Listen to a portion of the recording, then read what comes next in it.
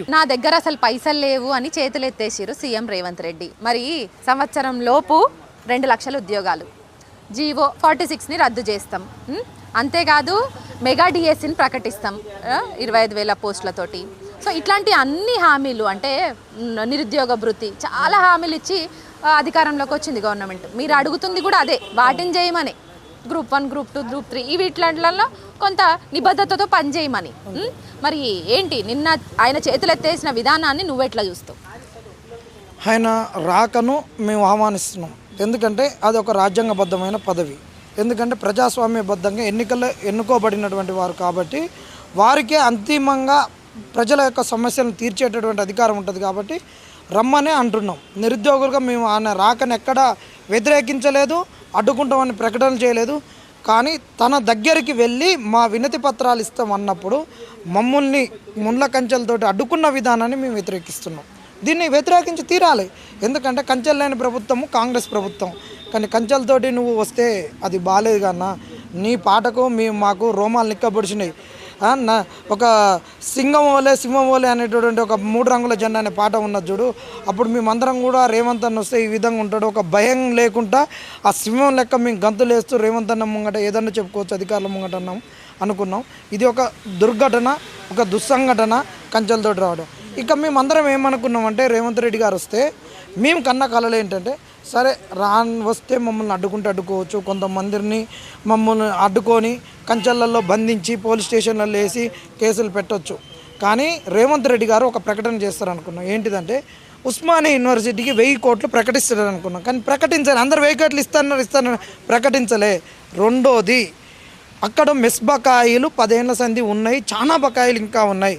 Mess బకాయిలు, పాత బకాయిలు, పెండింగ్ బకాయిలు ఈయన విడుదల చేస్తాడు అనుకున్నాము. ఎమ్మటే సోషల్ వెల్ఫేర్. ఇంకొకటి ఎందుకు అనుకున్నామంటే అక్కడ వాకాటి శ్రీహరి గారు ఉన్నారు, చేస్తారని అనుకున్నాం. ఇంకొకటి ఏంటంటే ఇంకా కొన్ని హాస్టళ్లకు ఈయన ఒక శంకుస్థాపన చేస్తాడే అనుకున్నాయి. గత ప్రభుత్వం ఇచ్చినాయి, వీళ్ళు ఇచ్చినాయి కాదు, ఆ ప్రభుత్వం ఇచ్చినాయి. అరే నేను ఓపెన్ చేస్తున్నా, నా ప్రభుత్వం ఏమి ఇచ్చింది అనేటి ఒక పౌరుషానికి వచ్చేసి రేవంత్ అన్న చేస్తారు అనుకున్నా. అది చేయలే. ఇంకోటి అత్యంత కీలకమైనటువంటిది ఏంటంటే ఒక ప్రొఫెసర్ పోస్టులకు వీరు ఒక కీలక ప్రకటన చేస్తారు అనుకున్నాం. అది చేయలే, లేరు. అన్నాక మొత్తము టీచింగ్ నాన్ టీచింగ్ స్టాఫ్ కూడా చాలా భర్తీలు ఖాళీగా ఉన్నాయి, భర్తీ చేయాల్సిన అవసరం ఉందన్నారు.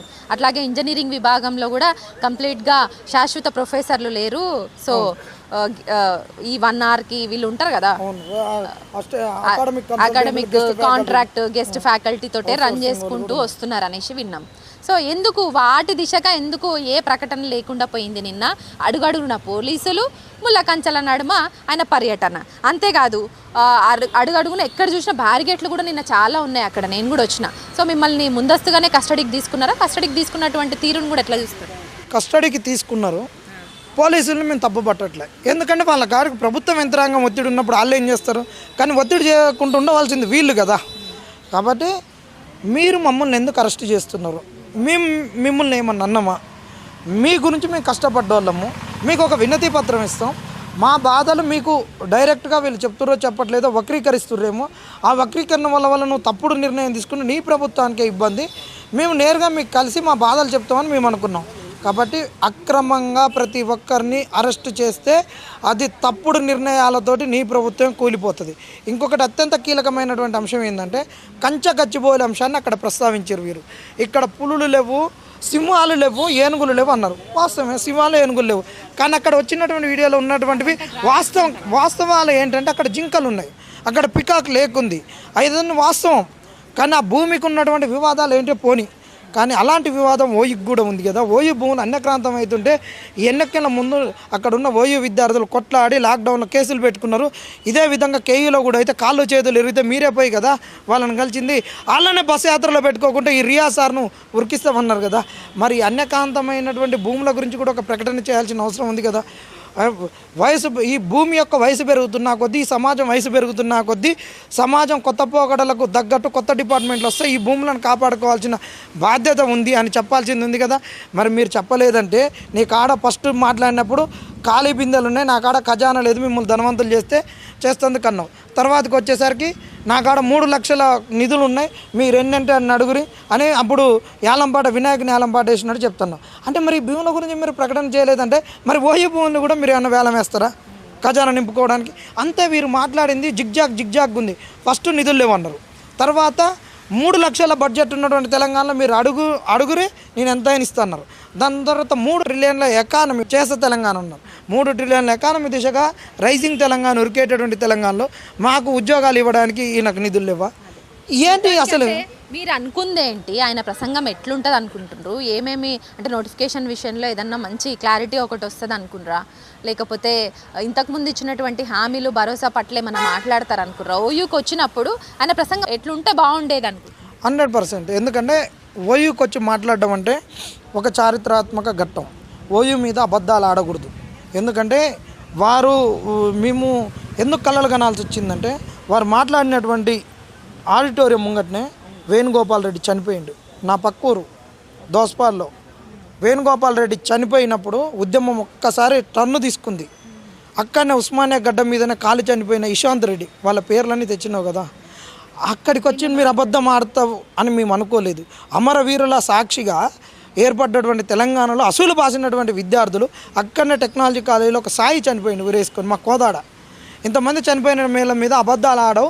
సరే నువ్వు జై తెలంగాణ అనకపోయినా ఏదనకపోయినా ఈ తెలంగాణ వచ్చింది ఉస్మానియా యూనివర్సిటీ వల్ల. ఆ వచ్చిన తెలంగాణలో మీరు 2వ ముఖ్యమంత్రి అయ్యారు.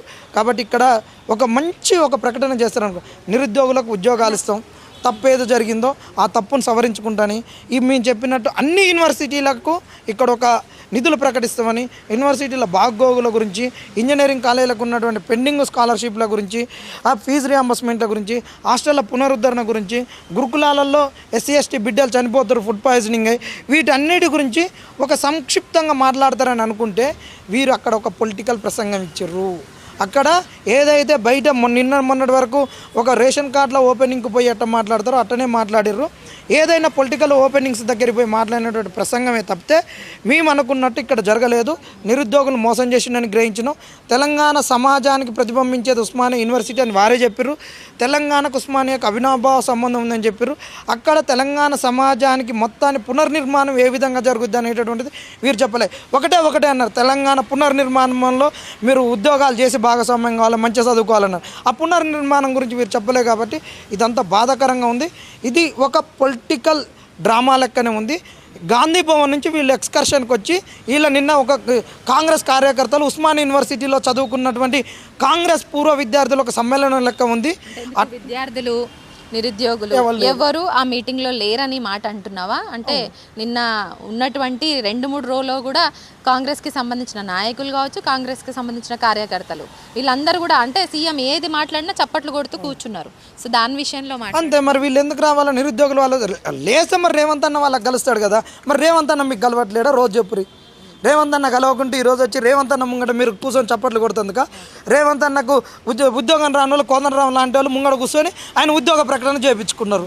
వీటి గురించి వచ్చింది. కాబట్టి మేమేంటే ఇది నిరుద్యోగులకు మోసం, యావత్ తెలంగాణకు జరిగినటువంటి ఒక మోసం. రాకను ఎప్పుడైనా రారి, అందరు రావాలి, మిమ్మల్ని ఆహ్వానిస్తాం, మిమ్మల్ని నిలదీస్తాం. ఆ ఓపిక మీకుండాలి, అడిగేటటువంటి ఒక పద్ధతి మాకుండాలి.